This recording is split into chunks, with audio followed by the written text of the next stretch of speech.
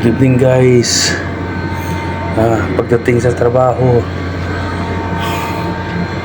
luto ko agad ng pagkain guys. Gaya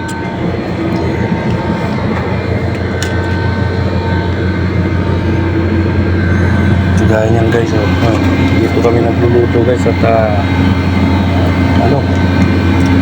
hindi pwede sa loob ng kwarto ng usok saka yung amoy ng pagkain ay kampo namin guys.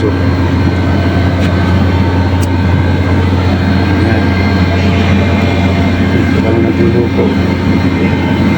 nagluluto kami guys ng manok. Ayan guys.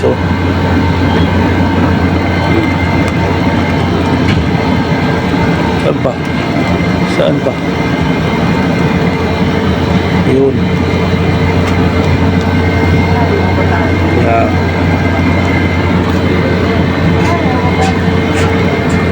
kumakita.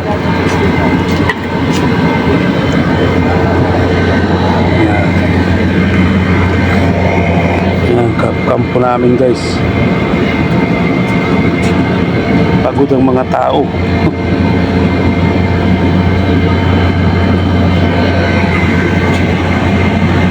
Grabe pagod guys.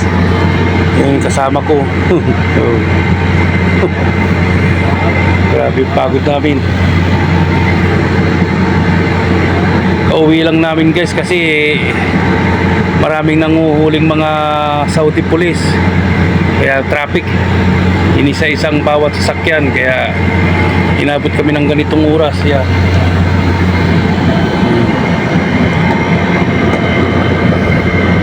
Kaya anong oras na kami nakauwi, sabay salang pa ng aming iluluto. Anong oras na kami makakatulog nito, tapos gising uli ng alas 2:30 ng madaling araw kasi ang oras ng aming pasok is alas 4. Sasakay pa kami sa bus, matagal. Hindi na nga naasikaso ang sarili sa pagod, hindi na kapag-ahit.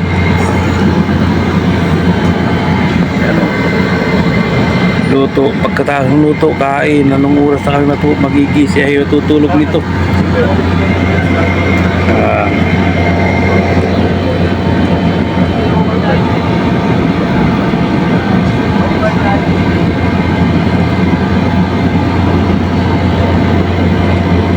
Bilib ako sa mga ibang lahi, mga kapatiran natin, mga ibang lahi guys. Kahit na anong pagod nila, naliligo sila. Bilib ako sa katawan nila. Yung guys, yung aming niluluto ko. Haluin.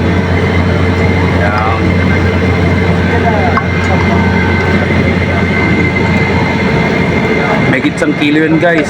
At kalahating kilo. Pang ulam na namin yan 2 araw na yun guys.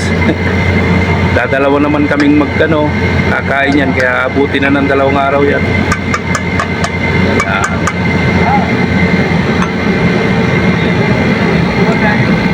I-adobo na namin guys kasi para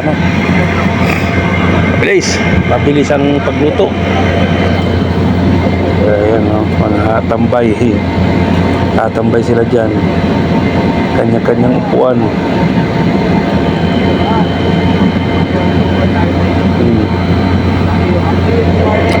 Grabe ang pagod, habol hininga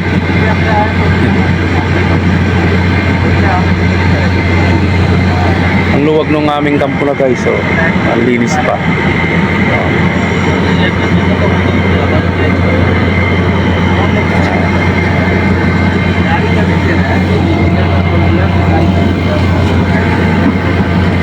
Yan guys, yung niluluto namin guys, papaulin namin yung bukas. Kaya kailangan maluto pa agad para makapagpahinga rin kami kahit konti. Siguro ang tulog namin yan ay mga 4 na oras, 3 oras lang, okay na. Ganyan ang buhay ng OFW.